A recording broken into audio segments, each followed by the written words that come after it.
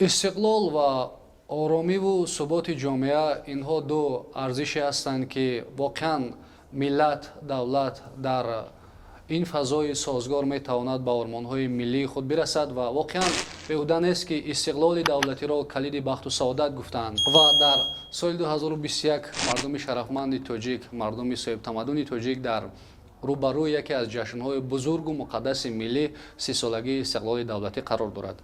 وابسته به این از طرف حکومت جمهوری تاجیکستان به استقبال ارزنده این جشن بزرگ ملی قطار تدبیرهای سازنده و بنیادگر روی کارند که در این خصوص حالا ما صحبت داریم با سالار اسام‌الدین زاده، سردار ریاست بنقشه‌گیری و ارزیابی برنامه‌های رشد محلی کمیته رشد محلی نزد پرزیدنت جمهوری تاجیکستان. از آن اقدام‌های حرف می‌زدید، از آن برنامه‌های حرف می‌زدید که امروز در اساس آنها کارهای سازندگی و بنیادگر در سرتاسر مملکت به راه مانده شده است. در حقیقت جشن 30 سالگی استقلال دولتی جمهوری تاجیکستان این جشن خلقی است، جشن دولتی است، جشن هر یک شهروند جمهوری تاجیکستان است.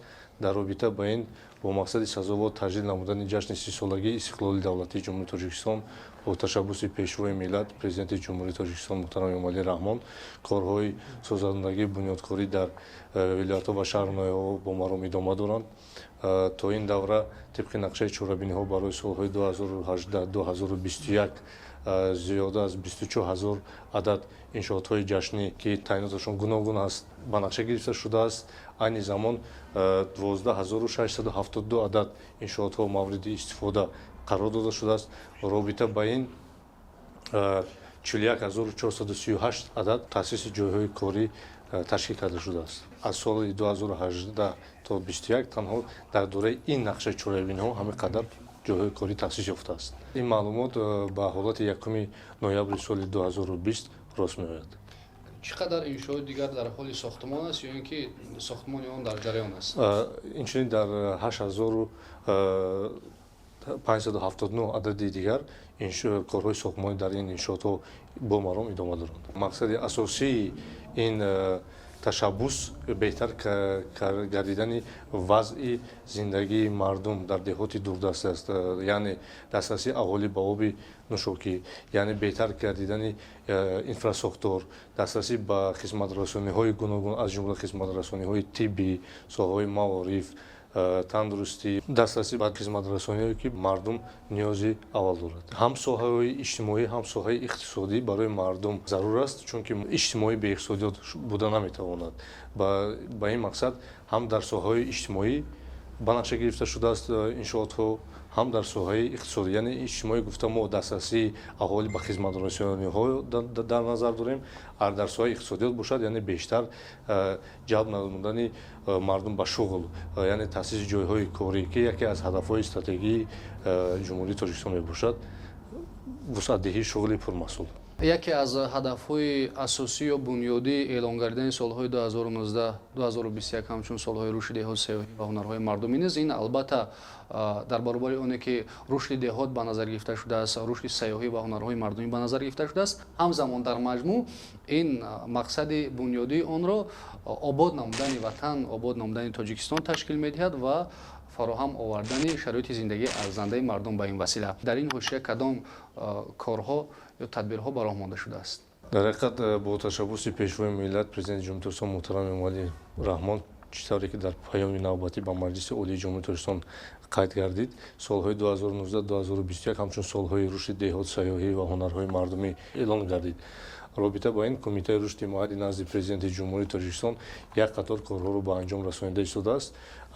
در برابر این کمیته رشد محلی نزد پرزیدنت جمهوری تاجیکستان آزمون‌هایی که با بهتر گردیدن شرایط، بهتر گردیدن اداره‌کنی و اینچنین آبادی و بنیادکاری و سازندگی برای مانده شده است. آزمون سری گلی لاله هر سال گذرانیده شده است. این زمان در حدود جمهوری تاجیکستان آزمون شهرک و دهاتی بهترین ادامه دارد و این باوری دارم که در انجام این آزمون ها حدود جمهوری تاجیکستان از این باز زیباتر و گلشکوفان میگردد.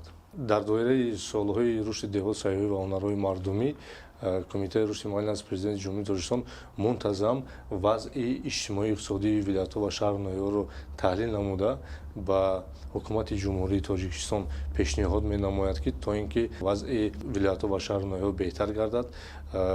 Инчунин дар доираи беҳтар гардидани вазъият ва ба инобат гирифтани ҳадафҳои стратегии ҷумҳурии тоҷикистон кумитаи рушди моҳаллӣ назди президенти ҷумҳурии тоҷикистон дар таҳияи барномаҳои рушди иҷтимоии иқтисодии вилоятҳо ва шаҳру ноҳияҳо корҳои ёрӣ методӣ расонида истодааст. мо ҳамамон медонем ки дар соли 2020 барномаҳои рушди иҷтимоии иқтисодии вилоятҳо ва шаҳру ноҳияҳо ба итмом мерасанд. дар баробари ин ҳама вилоятҳо ва шаҳру ноҳияҳоро зарур аст ки дар рафти таҳияи барномаҳои худ ҳадафҳои стратегияи миллии рушди ҷумҳурии тоҷикистонро барои давраи то соли 2030 ба инобат гиранд ва он дигар вазифаҳое ки дар назди худ бо инобати вазъи маҳал, вазъи иқтидору имкониятҳо бояд барномаҳо бояд тарҳрезӣ шаванд. Аслан гирем тамоми ҳадафҳо, тамоми вазифаҳо ва мақсадҳо дар ҳуҷҷати стратегия, яъне стратегияи миллии рушди ҷумҳурии тоҷикистон барои давраи то соли 2030 ба инобат гирифта шудааст. Барои амалишавии марҳилаи якуми ин стратегияи муҳим барномаи миёнамиллати рушди ҷумҳурии тоҷикистон барои солҳои 2016-2020 таҳия ва таъсис гардидааст ки дар соли 2020 низ ин барнома ба итмом мерасад ва айни замон аз ҷониби мақоми ваколатдор бо иштироки дигар вазорати идораҳои дахлдор лоиҳаи нави барномаи миёнамиллати рушди ҷумҳурии тоҷикистон барои солҳои 21-25 ки ин марҳилаи дуюми ҳамин стратегия аст таҳия гардида истодааст ки рӯзҳои наздик ба ҳукумати ҷумҳурии тоҷикистон барои баррасӣ пешниҳод мегардад ва пас аз тасдиқи ин барнома дар асоси ҳадафҳои ва вазифаҳое ки гузошта шудааст тибқи барнома бояд вилоятҳо ва шаҳру ноҳияҳо барномаи худро таҳия намоянд.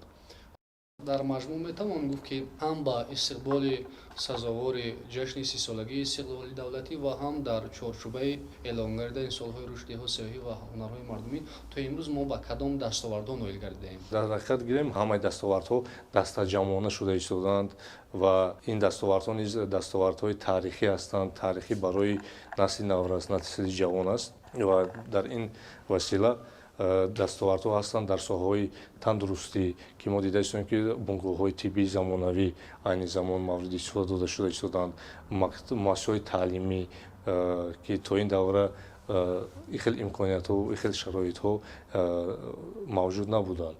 Инчунин дигар дастовардҳо ки мо бинед дар истифода бо таҷҳизотҳои технологияи иттилоотӣ коммуникатсионӣ низ пешравиҳо ноил шудем, чунки дар баробари дигар давлатҳои осиёи марказӣ тоҷикистон низ яке аз кишварҳои пешрафта ба ҳисоб меравад. Инчунин ин нишондиҳандаҳоро мо аз ҷониби на танҳо мардуми кишвар мебинем ё мешунавем, инчунин дар арсаи байналмилалӣ низ мо ин чизро дида истодаем.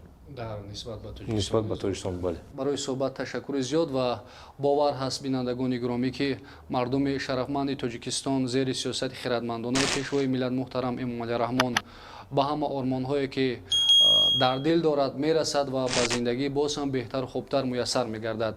Ва ёдовар мешавем ки дар ин қисмати барнома суҳбате доштем бо Солор Исомуддинзода, сардори риёсати банақшагирӣ ва арзёбии барномаҳои рушди маҳаллӣ, кумитаи рушди маҳаллӣ назди президенти ҷумҳурии Тоҷикистон.